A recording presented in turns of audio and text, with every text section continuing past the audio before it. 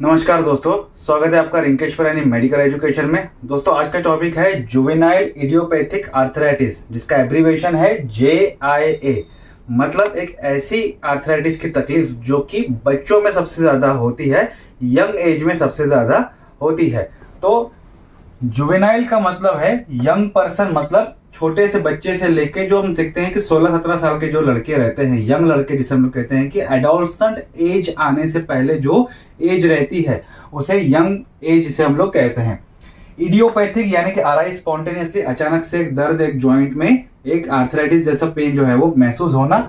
और आर्थराइटिस हम जिसे कहते हैं जॉइंट का इन्फ्लामेशन, जो जॉइंट्स रहते हैं उसमें इन्फ्लामेशन आ जाता है, उसे हम लोग आर्थराइटिस कहते हैं सिंपल भाषा में।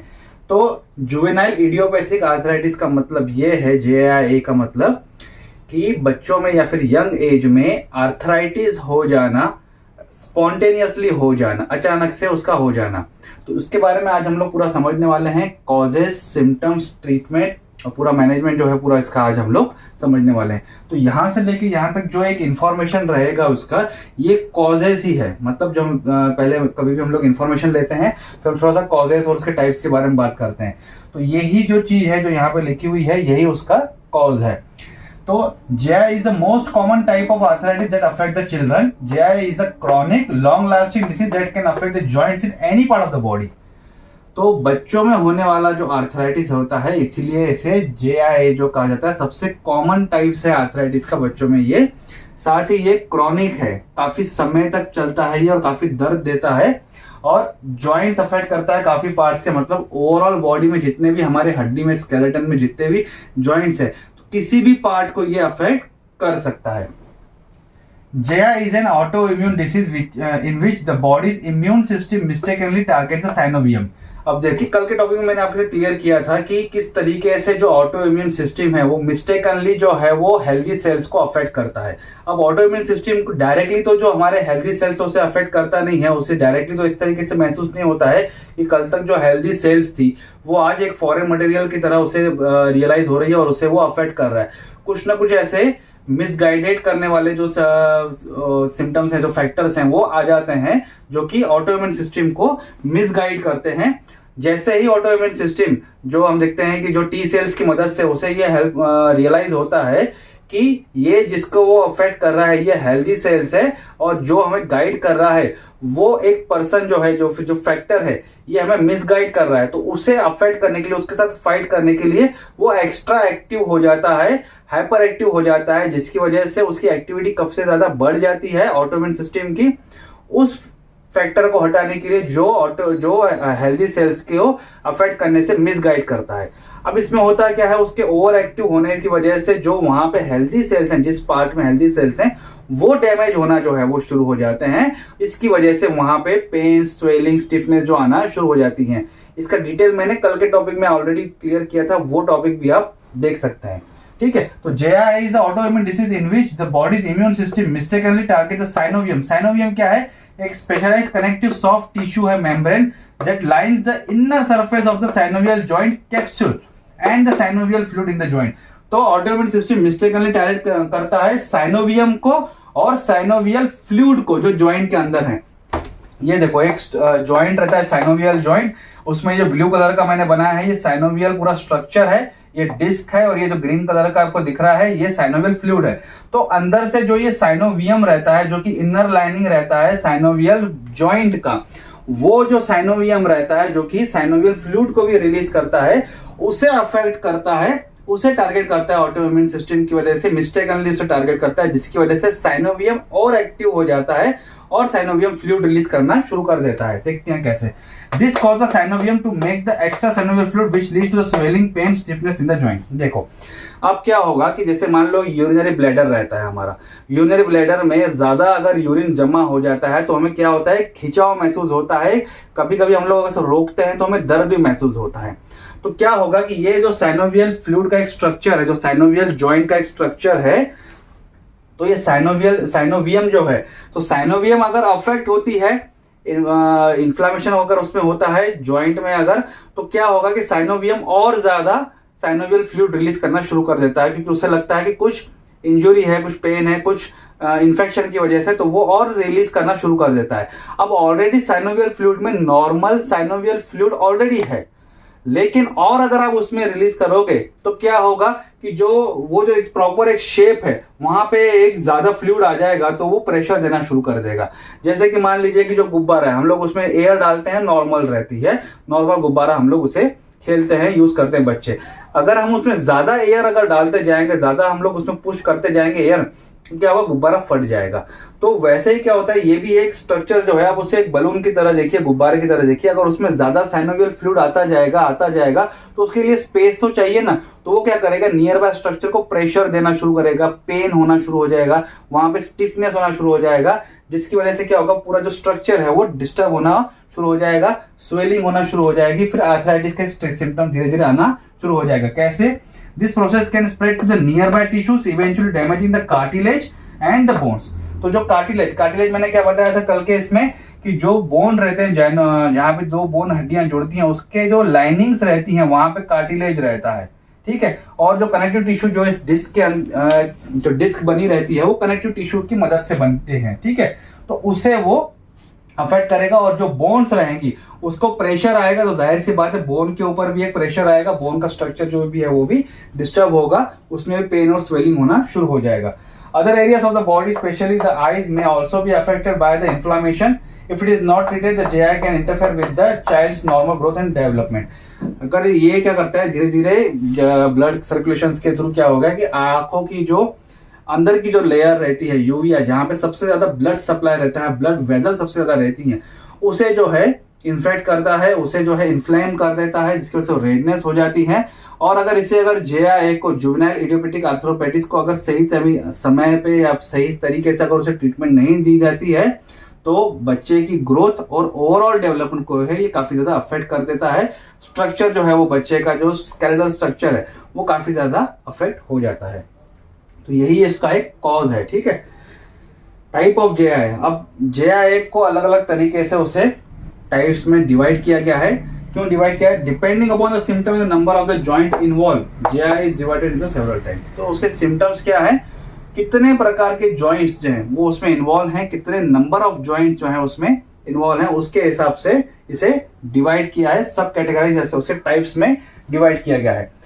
पहला है oligoarthritis. This type of JIA affect the fewer than 5 joints more often in the knee, ankle and elbow. It also can cause uveitis. About half of the children with JIA have oligoarthritis. It is more common in girls and then boys. Many children will outgrow oligoarthritis by the adulthood.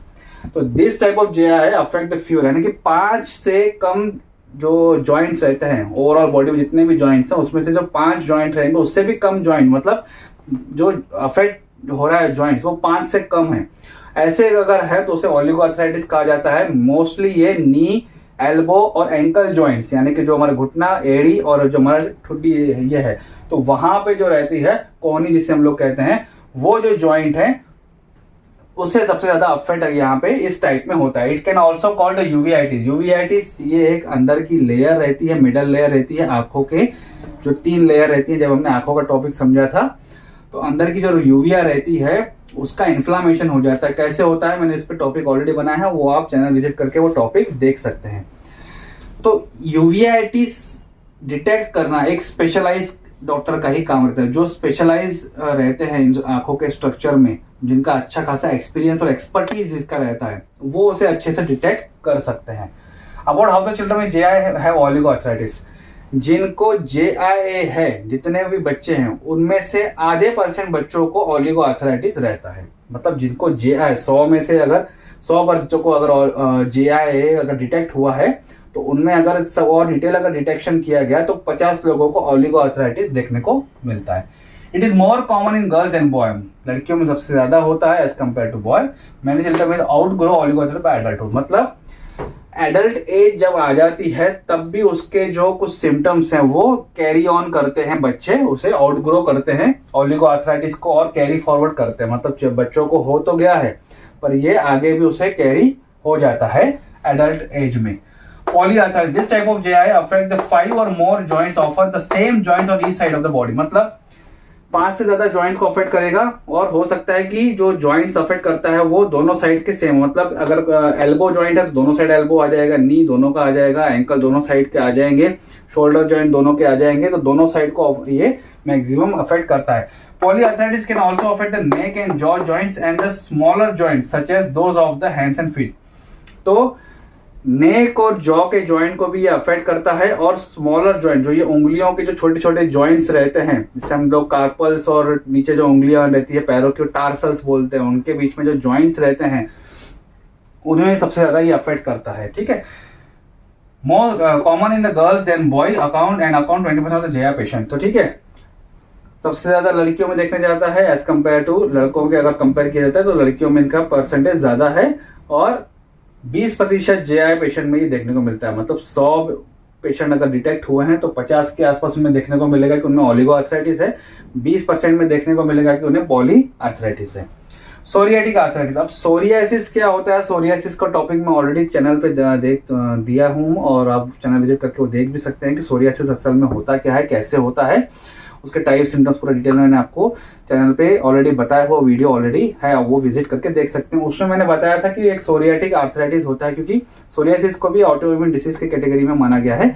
उसमें क्या होता है कि skin में redness आ जाती है, red patches आना शुरू हो जाते हैं, उसके ऊपर एक वाइट एक लेयर भी बन जाती है, जिससे हम लोग डेड सेल्स की जो एक लेयर बन जाती है, तो उसके कारण जो जॉइंट्स को भी वो अफेक्ट करता है, जिसकी वजह से सोरियाटिक आर्थराइटिस होने के चांसेस रहते हैं। तो this type of arthritis affect children who have arthritis and psoriasis, तो जिससे सोरियासिस भी है और आर्थराइटिस के सिम्टम्स भी हैं, और धीरे धीरे वो बढ़ता जाता है, इसलिए उस कंडीशन को सोरियाटिक आर्थराइटिस कहा जाता है। Psoriatic arthritis can also cause nail changes that looks like dimpling and pitting. तो ऐसे टूटे फूटे नाखून दिखेंगे आपको, थोड़े से रफ नाखून दिखेंगे, प्रॉपर स्ट्रक्चर नहीं दिखेगा, तो उनमें ये सिम्टम्स भी देखने को मिलता है कि उनमें नाखूनों का चेंजेस आता है। Enthesitis related arthritis, also known as the spondyloarthropathy. This type of arthritis also affect the spine, hip and enthesis. तो एंथेसाइटिस रिलेटेड आर्थराइटिस जो रहती है, इसमें क्या होता है कि जो मेनली 3 तरह के जो जॉइंट्स हैं, खास करके जो स्पाइन जॉइंट, जो रीढ़ के हड्डी में जो जॉइंट्स हैं, हिप यानी कि जो कमर के जॉइंट्स हैं, और एंथेसिस। एंथेसिस मतलब क्या होता है कि जो हमारी एड़ी है, सबसे नीचे जो पैर में जो एड़ी रहती है, वहां पे लिगामेंट्स और टेंडन्स रहते हैं। तो लिगामेंट्स और टेंडन जहां मिलते हैं, अब देखो टेंडन क्या होता है, टेंडन की मदद से मसल्स और हड्डियां आपस में जुड़ी रहे, मतलब जो मसल्स हैं वो हड्डियों से जुड़ने के लिए उसे टेंडन्स की जरूरत रहती है। और लिगामेंट मैंने कल के इसमें बताया था कि 2 जो जॉइंट्स रहते हैं, जहां पे जॉइंट्स, वहां के बीच में इस तरीके से लिगामेंट्स रहते हैं।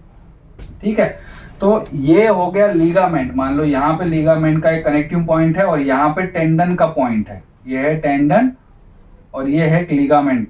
तो ये जो जॉइंट उनका होता है जहां पे वो मिलते हैं, उसे कहा जाता है एंथेसिस। ठीक है, the point where the tendons and ligament attach to bone. ठीक है, ऐसा ऐसा जहां पे लिगामेंट और टेंडन जो है वो आपस में जुड़े हुए हैं, तो वहां का इन्फ्लामेशन हो जाता है, इसलिए इसे स्पॉन्डिलोआर्थरोपैथी कहा जाता है। इसके बारे में डिटेल कल के टॉपिक में आप देख सकते हैं। And occurs mainly in the boys older than 7 years. 7 साल के ऊपर के बच्चों में सबसे ज्यादा देखा जाता है, खास करके लड़कों में देखने को मिलता है। The eyes are often affected in this type of arthritis and may become the painful or red. आंखें भी इसमें अफेक्ट होती हैं, जैसे कि हमने देखा कि यूविया को खास करके इसमें अफेक्ट किया जाता है। इस कंडीशन में आंखें लाल हो जाती हैं और काफी पेनफुल रहती है और इरिटेट करती हैं। Systemic arthritis, also called Still's disease. This type occurs in the about 10 to 20% of the children with JI. तो इसे स्टिल्स डिसीज भी कहा जाता है। सिस्टमिक आर्थराइटिस सिस्टमिक इसलिए कहा जाता है क्योंकि ये ब्लड में चला जाता है और बाकी के दूसरे हिस्सों को भी अफेक्ट करना शुरू कर देता है। और 100 में से JI पेशेंट में से 10 से 20% जो केसेस रहते हैं वो ये टाइप के रहते हैं। It can affect the entire body और द मेनी बॉडी सिस्टम, पूरा अंदर चला जाता है, सिस्टमिक रूट में चला जाता है और काफी बॉडी को भी अफेक्ट कर सकता है, पूरी बॉडी को, या फिर कुछ ऑर्गन्स को ये अफेक्ट कर सकता है, कुछ सिस्टम्स को भी अफेक्ट कर सकता है। जैसे कि हमारे बॉडी में कई सिस्टम्स हैं, रेस्पिरेटरी सिस्टम, सर्कुलेटरी सिस्टम, वहां पे अफेक्ट कर सकता है। Beside arthritis, systemic JI usually occur the persistent high fever and rashes. इसमें ज्यादा फीवर आ जाता है और फीवर के बाद रैशेस आते हैं। रैशेस कहाँ पे आते हैं? Which mostly appears on the trunk, ये पोर्शन पे, आर्म्स हाथों पे, एंड लेग्स पैरों पे। When and legs when fever spikes, ठीक है। फीवर आता है और उसके बाद रैशेज आते हैं। रैशेज काफी ज्यादा तब बढ़ जाते हैं जब फीवर बढ़ जाता है, मतलब फीवर बढ़ता जाएगा तो रैशेज बढ़ते जाएंगे। रैशेज कहाँ पे होंगे? ये पोर्शन पे, हाथों पे और पैरों पे। फीवर बढ़ता गया, रैशेज भी बढ़ते जाएंगे, इसका मतलब ये। It can also affect the internal organ such as the heart, spleen, liver, lymph node. तो जैसे मैंने बताया कि सिस्टमिक सर्कुलेशन में चला जाता है पूरे शरीर में, दूसरे ऑर्गन दूसरे सिस्टम को अफेक्ट करता है। तो हार्ट को अफेक्ट करेगा, स्प्लीन, लीवर, लिम्फ नोड, ये दूसरे दूसरे ऑर्गन को अफेक्ट करेगा। जाहिर सी बात है वो वहां के सिस्टम को भी अफेक्ट करेगा, क्योंकि ये ऑर्गन किसी न किसी सिस्टम के पार्ट रहते हैं। This type affect the boys and girls equally and rarely affect the eyes. तो दोनों में इक्वली है, लड़कों में भी होगा, लड़कियों में इक्वली होता है। और आंखों की कंडीशन इसमें काफी रेयर होती है, आंखों में इन्फेक्शन बहुत कम देखने को मिलता है। सिम्टम्स, मॉर्निंग जॉइंट स्टिफनेस, सुबह उठोगे तो जॉइंट्स जहां रहेंगे वहां पे काफी आपको सख्तपना दिखेगा, ऐसा लगेगा कि कुछ किसी ने पकड़ के रखे हैं। जॉइंट्स काफी ऐसा रफनेस महसूस होगा। Pain, swelling and tenderness in the joint, काफी दर्द होगा, सूजन हो जाएगी और काफी ज्यादा उसमें देखते हैं कि जो मूवमेंट है तो उसमें काफी रफनेस जो आपको महसूस होगी उस जॉइंट में।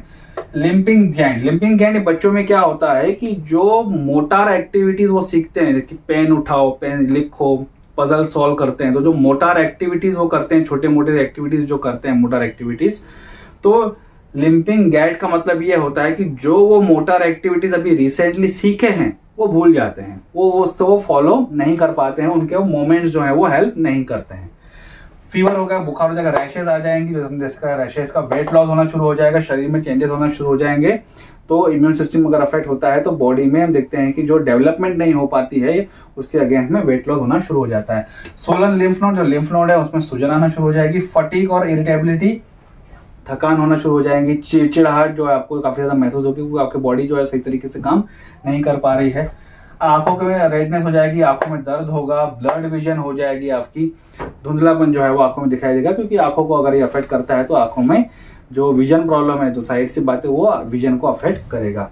डायग्नोसिस किस तरीके से करते हैं? डॉक्टर आपको हिस्ट्री देखता है, पूरा आपको हिस्ट्री एनालिसिस करता है कि आपको पहले कभी ऐसा हुआ है या आपके पेरेंट्स में है, आपको कभी कब से शुरू हो रहा है, पूरा डिटेल आपसे लेते हैं। फिजिकल एग्जामिनेशन करते हैं, देखते हैं वो हाथ लगा के आपके मूवमेंट हर चीज वो उस जॉइंट पे देखते हैं जहाँ पे आपको दर्द हो रहा है, फिजिकल एग्जामिन करते हैं। उसके बाद आपको एक्सरे रिकमेंड करते हैं, उस पोर्शन का एक्सरे करवाते हैं, ये देखने के लिए कि जॉइंट का स्ट्रक्चर कैसा है, किस तरीके से है, क्या डैमेज है, वो देखने के लिए एमआरआई और डिटेल स्टडी करने के लिए किया जाता है कि जॉइंट में कुछ ओवर ग्रोथ हो गई है हड्डी की, या फिर जो साइनोवियल फ्लूइड का, या फिर जो गैप है, हर एक चीज जो है वो देखने के लिए दोनों चीजें करवाई जाती हैं। ब्लड और यूरिन टेस्ट करवाया जाता है। एंटी न्यूक्लियर एंटीबॉडी और रूमेटाइड आर्थराइटिस की जो एक टेस्टिंग होती है जो हमारे ब्लड में, वो फैक्टर्स चेक करने के लिए जो है वो इस तरीके की ब्लड टेस्ट करवाई जाती है। साथ ही ये ब्लड टेस्ट और भी बोन कंडीशंस के, जो बोन में तकलीफ है, कुछ सूजन है, इरिटेशन है, उसके लिए भी ये चीजें जो है ब्लड टेस्ट और यूरिन टेस्ट करवाई जाती हैं। उसके बाद आपको ट्रीटमेंट रिकमेंड किया जाता है, एनएसएड दिए जाते हैं, non steroidal anti inflammatory drugs दिए जाते हैं, आइबुप्रोफेन हो गया, इस तरीके की दवाइयां जो हैं वो दी जाती हैं। पर ये दवाइयां जब मैं अगर बोलने में अगर एक आध बार दवाइयां आ जाती हैं तो प्लीज आप, रिकमेंडेशन है मेरी तरफ से कि आप कंसल्टेशन करने के बाद ही कोई भी दवाइयां लें। कॉर्टिकोस्टेरॉइड्स दिए जाते हैं, कुछ ओरली मेडिकेशन स्टेरॉइड्स मेडिकेशन दिए जाते हैं, या फिर इंजेक्शन के द्वारा भी दी जाते हैं, ताकि आपका पेन जो है वो रिलीज हो जाए। ट्रीटमेंट का मकसद क्या है इसमें? आपका जो पेन है वो कम हो जाए, मोमेंट आपकी अच्छी हो जाए, जॉइंट में स्टिफनेस थोड़ी सी फ्लो अच्छा हो जाए, स्ट्रक्चर जो है वो जॉइंट का अच्छे से हो जाए, आपका दर्द कम हो जाए। मेन पर्पस ट्रीटमेंट का यही रहता है। डीएमआरटी दिए जाते हैं, एंटी रूमेटाइड ड्रग्स जो दिए जाते हैं, disease modifying anti rheumatoid drugs जो दिए जाते हैं वो दिए जाते हैं आपको। रूमेटाइड के लिए जो ड्रग्स दिए जाते हैं, मिथोट्रेक्सेट वगैरह, जैसे मैंने आपको बताया था, सल्फासालाज़ाइन, मिथोट्रेक्सेट, इस तरीके की दवाइयाँ दी जाती हैं। Biological modifying agent, biological modifying agent मैंने कल के वीडियो में बताया था कि ये क्यों दिए जाते हैं, क्योंकि जो इसके ऑटोमेटिक सिस्टम के मिसगाइड होने की वजह से कुछ जो एजेंट्स हैं वो और एक्टिवेट हो जाते हैं, कुछ मॉलिक्यूल्स एक्टिवेट हैं, उनकी एक्टिविटी की वजह से इन्फ्लामेशन जो है वो बढ़ना शुरू हो जाता है। तो उन्हें थोड़ा सा रिलैक्स करने के लिए किया जाता है, जिसकी वजह से जो साइड इफेक्ट है, यानी कि जो इन्फ्लामेशन है वो रिड्यूस होना धीरे धीरे कम हो जाता है। ठीक है। एक्सरसाइज, फिजियोथेरेपी ये करवाने के लिए बोलते हैं, जिससे आपके मसल्स जो जॉइंट्स में एक मूवमेंट आना शुरू हो जाती है, थोड़ा सा आपको रिलीव मिलना शुरू हो जाता है, तो एक्सरसाइज और फिजियोथेरेपी आपको रिकमेंड की जाती है। तो ये ट्रीटमेंट भी आपको रिकमेंड की जाती है इस कंडीशन में। आज का टॉपिक यही सकता है। आपको आज का वीडियो अच्छा लगा होगा। वीडियो अच्छा लगे तो लाइक और शेयर जरूर कीजिएगा। अगर आपको कमेंट है तो आप कमेंट बॉक्स में कमेंट कर सकते हैं और मुझे इस चैनल को सपोर्ट करने के लिए प्लीज सब्सक्राइब कीजिए। Thank you.